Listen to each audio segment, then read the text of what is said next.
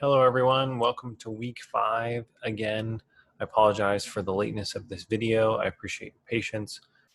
This week we're going to be talking about angles. So lesson 5 is going to be about introducing you to angles and all of the properties that go with them. Lesson 6 is going to be about the angle addition postulate. So let's dig in. Let me share my screen and we will get started. We are working out of Schoology again this week.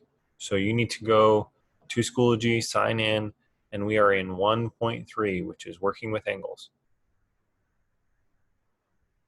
Okay, let's click into our session tasks. These are the things that you need to have done by the end of both lessons, 5 and 6. Okay, we're gonna do some stuff with a pool game. You're gonna name some angles. You're gonna practice measuring some angles. You're gonna practice with some angle bisectors. And then you have a progress check on the angle addition postulate at the end. Okay. Here's our lesson objectives. By the end of both lessons, you need to be able to sufficiently name and classify angles. Identify pairs of angles. So that's linear pairs, vertical angles, supplementary angles, complementary angles, and adjacent angles. You need to be able to find the measures of pairs of angles.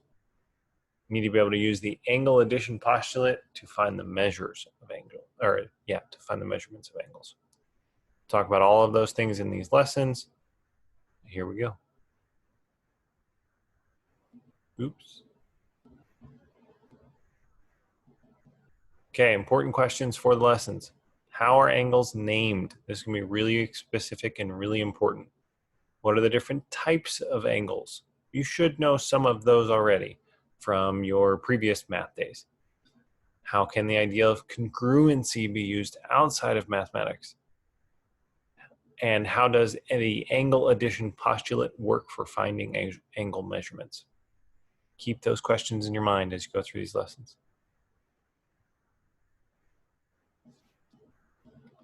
All right, measuring angles. Who uses it? Surveyors use angles to help them measure the Earth's surface.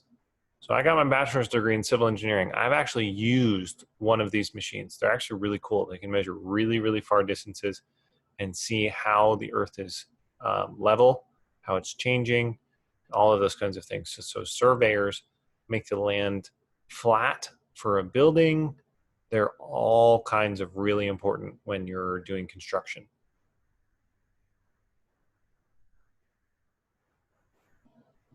Angles are really, really important in most sports. There are very few sports that don't use angles.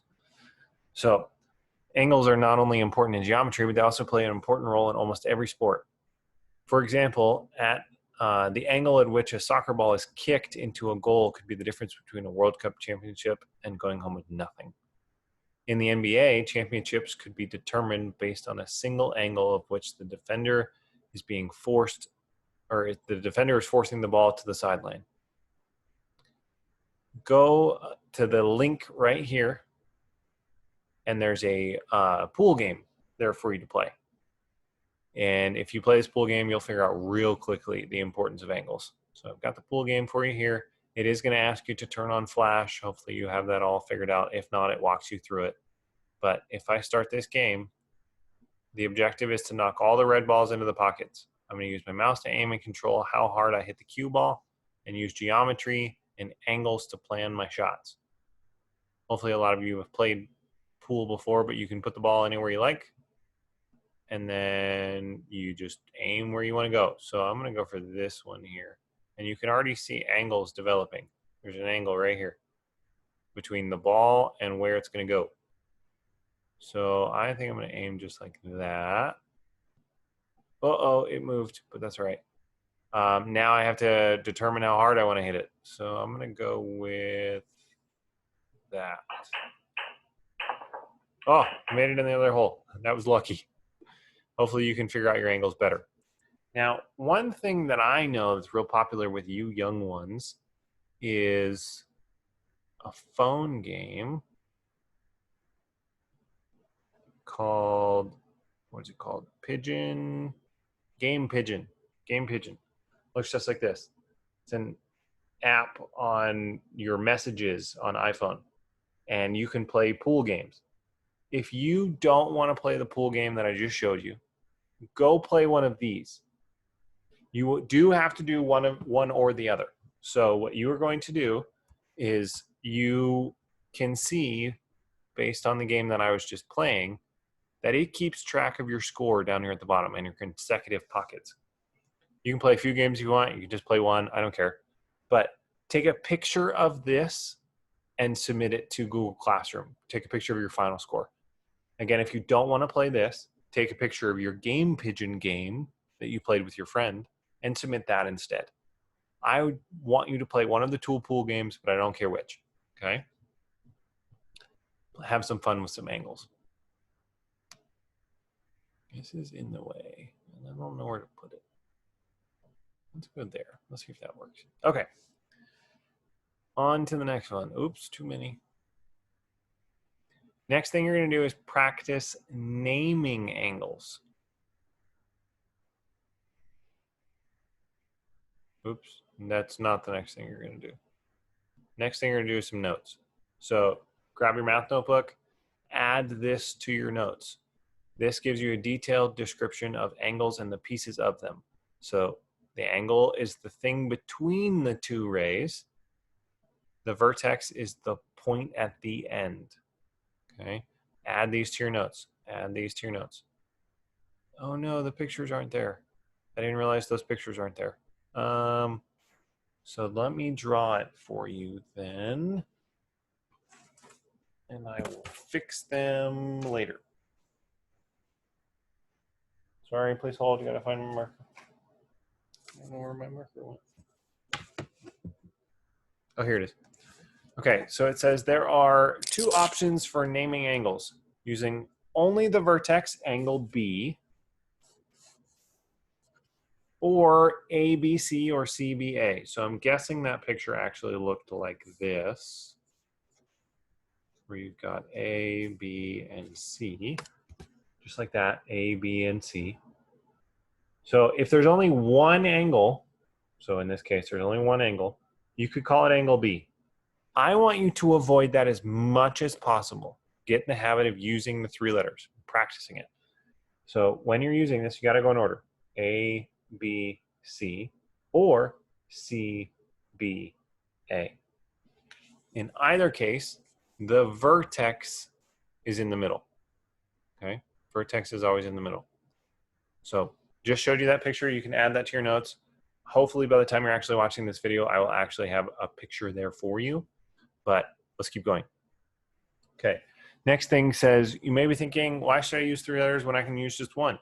Imagine if I named the angle B to the left, why would that angle, or how would you know which angle I'm talking about? There are three different angles of which we can describe this diagram. So just based on what I see there, let me see if I can draw this. I've got ABD, BDBC, and ABC. So clearly to me that says that B is in the middle. And I've got A coming off, B coming off, C coming off, and D coming off. So A, this is going to be B, A, B, D, D, B, C, and A, B, C. So I'm guessing that picture looks like this, where we've got three different angles in there. You've got angle ABD, angle ABC, or angle DBC. And you can name those letters any way you want. But that is why we can't use angle B anymore, because there's three angles in here. So you can't just say angle B. Okay? Again, I'll have a picture uploaded by the time you're actually looking at it.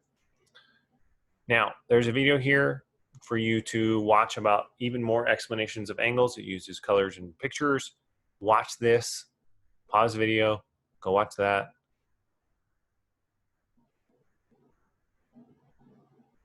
All right, welcome back.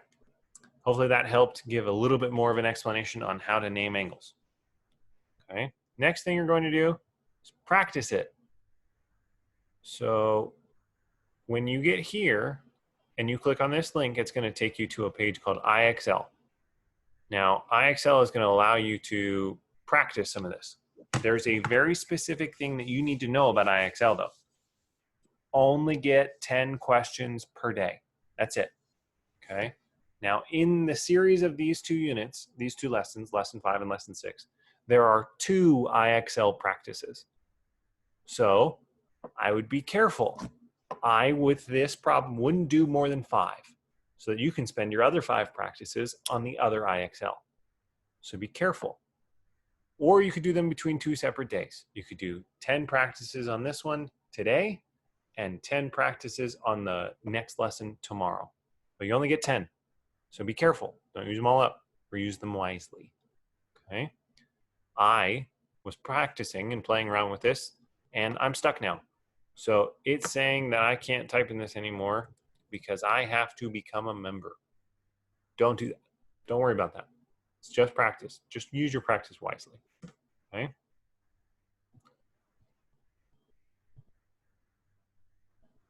Oh, important note here. When you're practicing on this, you have the option to name the angles a single letter because there's just one angle. Practice using the 3 letters instead. Push yourself a little bit. Practice the harder object instead of the easier one. Okay. Little more notes. Notes on circles. A circle, the complete rotation is 360 degrees. You start at 0, you end up back at 360. Same spot. Okay. An angle is measured in degrees. That's this symbol here. Hopefully you've seen that before. An angle is measured as the amount of rotation. This is a 45-degree angle, which is 1/4 of a revolution of a circle. So you start at one point and you rotate towards the other line. This one rotates 45 degrees. Add those to your notes. Okay, again, if I'm going too fast, don't worry about it. You can pause the video at any time. You should be looking at these notes on Schoology anyway. Let's keep going. This video is going to teach you how to use a protractor. Hopefully you know some of that already, but watch the video, refresh your memory. Remember, there's 2 different ways to read a protractor. Be careful how you use it. Watch this lady teach you again how to use it. Okay, pause the video, go watch that. All right, welcome back. Next, you're going to practice that. So this link is going to take you to this website where you have the opportunity to move the protractor and move the protractor. There we go. And figure out the size of these angles. Okay. I'm not going to show you how to do this because that video shows you how to do it. But you are then going to figure out what the measure of the angles are. I'm going to just guess and see if this is a 2-degree angle. I don't actually know what it is. Oh, look, I got it right. And the important part here is I want you to do 10 questions. Then I want you to submit a screenshot of this with your progress out of 10. So I was screwing around with the first one. I got the first one wrong. So I want to see your progress submitted. Submit a screenshot with your 10 questions once you've done 10 questions. Okay, to Google Classroom. I've made an assignment for you. Submit it there. Okay, so that is where we're going to stop for lesson 5. We're going to pick up with the angle addition postulate in lesson 6. That's the end of this lesson. I'll see you in the next one.